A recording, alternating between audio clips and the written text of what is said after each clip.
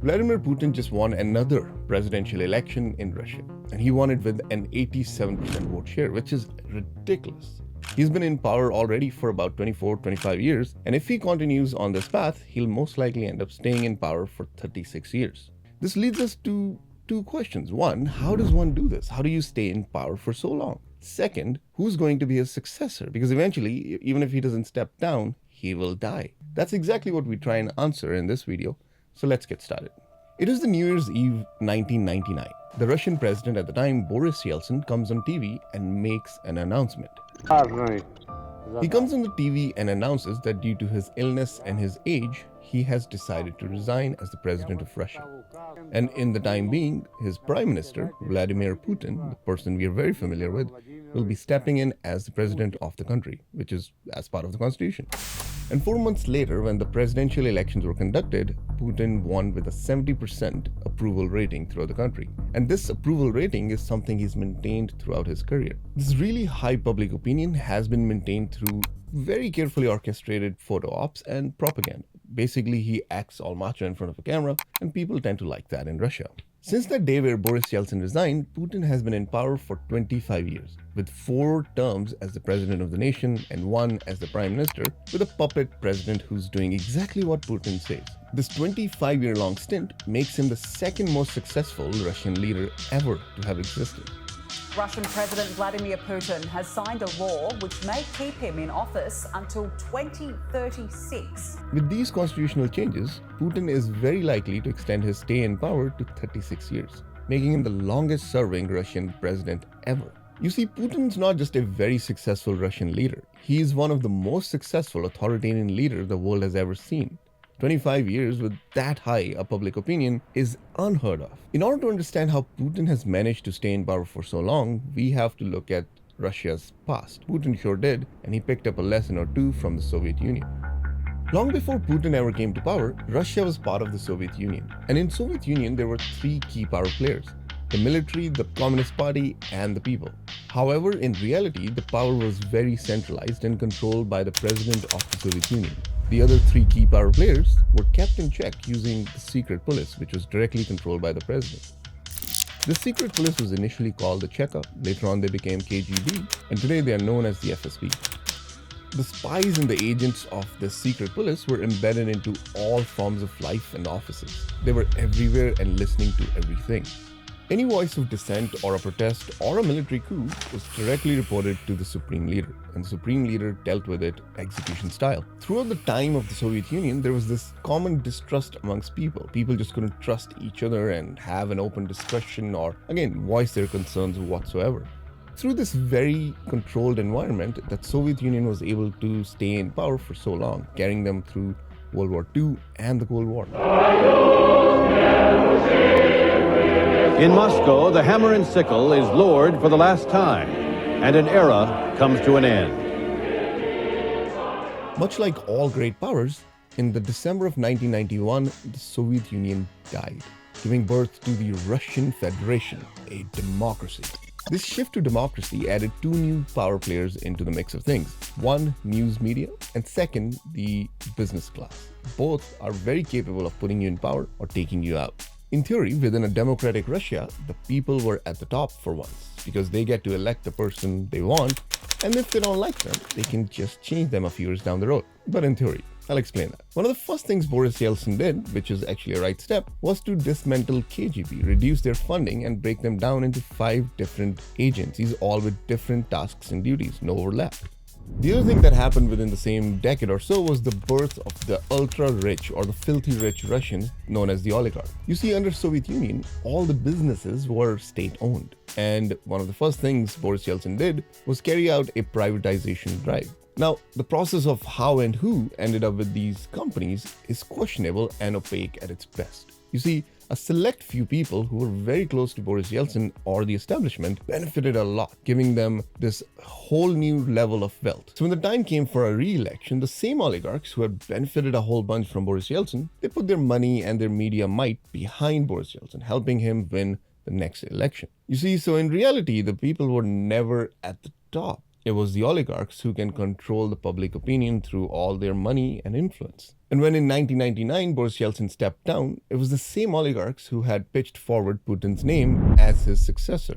Upon assuming power, Putin started to systematically regain control over all the key power players, including the oligarchs who had just put him in power. Right off the bat, it was made very clear to these oligarchs that if they want to succeed and be prosperous within Russia, they have to side with Putin. 6 more years in prison for Russian oil tycoon Mikhail Khodorkovsky, now facing a sentence of 14 years for stealing oil from his own company, then laundering the proceeds. The trial seen as payback for his defiance of Russian Prime Minister Vladimir Putin. And the ones who decided to defy him were dealt with, either through persecutions or through forced exile. And all their assets were typically given to someone Putin trusted. Basically, all the rich and the oligarchs who could technically be the next kingmaker were either his friends or people who were already on his side, which more or less neutralized the threat from the oligarchs to his power. Once he had control over the oligarchs, he decided to turn his attention towards the media. A lot of the media houses were brought under state control, and the rest were bought up by his oligarch friends, giving him full control of the public narrative. And within no time, the media within the country could only portray him in positive light. His administration could do nothing wrong, which also explains why he has such a high public opinion throughout Russia. When it came to the military and the intelligence agencies, Putin, who's a former KGB officer himself, he first brought all these agencies under his direct control and then appointed his selected people who are loyal to him as the leaders of these agencies and the military itself. He also increased the funding to the military and the intelligence agencies, buying him their loyalty to some extent. In the current setup, the responsibilities and roles of these agencies and military are quite intertwined. Basically, they're keeping a check on each other, spying on each other. This setup is very similar to what the Soviets had back in the day, but now it's very decentralized. There's just not one KGB. There are multiple facets, and they further keep check on each other. Once he had control over these intelligence agencies, he went for the next power player, that is, the political parties. One after the other, a whole bunch of his rivals started disappearing or dying, or just something would happen to them. These are just a few examples. There is a long trail of silenced voices among Putin's critics. Putin learned from the mistakes of the Soviet Union and realized that the power should never be overly centralized. Now, even though he has the ultimate power in the country, he is allowed a certain level of autonomy within different branches of the government. However, a very careful balance has been achieved between autonomy and his control, because all of this autonomy is given to only the branches which are being run by his friends and people he trusts. And it's not just about learning from the Soviet Union's mistakes and staying in power. It is very important to Putin that the fifth key power player, that is the population of the country, believes in this democratic dream that Russia is. And that is why this show of democracy is put up. Like, before the elections, everyone, including Putin, knew he's going to win. But did he just take the power? No. Did he just take the office? No. He held the elections rather than just taking over the power. Just like in the elections that just happened, he was emphasizing how important it is that people go and vote. That's what makes Russia a democracy. You see, it's a narrative that's being woven so that the people drink the Kool-Aid and keep believing in it. This is how he's kept all 5 key power players in check and happy. Now, this brings us to the next question. Who will be the next successor to Putin? Power transition from Putin could happen in one of the two ways: a planned transition or a sudden death leading to ultimate chaos that the world has ever seen. Let's first look at a planned transition. You see, unlike most of the autocrats across the world, he has not named a successor. At the same time, a lot of the autocrats in the world, or dictators, tend to put their own family and kin in power. But that's not the case. Putin has kept his family hidden as if they don't even exist. This only leaves us with his inner circle, and a lot of the media believes that the next president will come from this inner circle. But you see, when you look at all of these people, one key thing stands out. That's their age. They're all pretty much the same age as Putin. The likelihood of Putin appointing one of these people as his successor in 12 years' time from now is very unlikely, considering he's been quite vocal of the idea that he would like to choose someone who's young as the next person to take over, considering he was young himself when he took over. It is possible that in the next 12 years of being in power, he starts to groom the next successor. He could even choose one of his kids, because 12 years, again, is a long time to develop a public opinion around anyone. And the second way he goes out of power is the unexpected demise. You see, if Putin dies out of the blue, the world will be in a precarious situation. Imagine a nuclear country with a civil war breaking out, people trying to fight and take over control. It's just going to be nasty. You see, over the last 25 years, Putin has weakened the different institutions within the country and has systematically taken out all his rivals.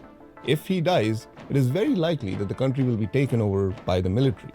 Or worse yet, it could very well turn into a civil war. But here's the thing, the likelihood of Putin unexpectedly dying is very low. Putin, as the leader of one of the strongest countries in the world, has some of the best doctors to his disposal. Even Boris Yeltsin, his predecessor, knew he's going downhill, is why he stepped down. So it's very hard to believe that he will just unexpectedly die because, healthcare. All right, here's the thing. The Western media, which kinda I'm part of, likes to portray Putin as a complete lunatic, a man without a plan. But that's not what my research has revealed. He's a man who has a plan. He's very strategic. Now, his plans are made to serve his own purposes rather than the world or even his own country. But the man has a plan. I mean, one thing is for certain, one doesn't just maneuver all these key power players around and stay in power for so long without having a clue. He knows what he's doing. And it is very likely that he has a plan for his succession, or at least he's working on one. As always with Putin, the rest of the world, we will just be watching how it all unfolds. We are in for a ride. Only time will tell us how this goes. Now I would like to read a quick line I wrote in my script, which is very important. Do note this is a subjective interpretation of what's happening in Russia. His succession plan and the actual events that unfold may unfold very differently to what we all believe. That's it for this video. Now that we all know how he came into power and who his successor could be, you all can sleep in peace. I'll see you in 2 weeks' time from now.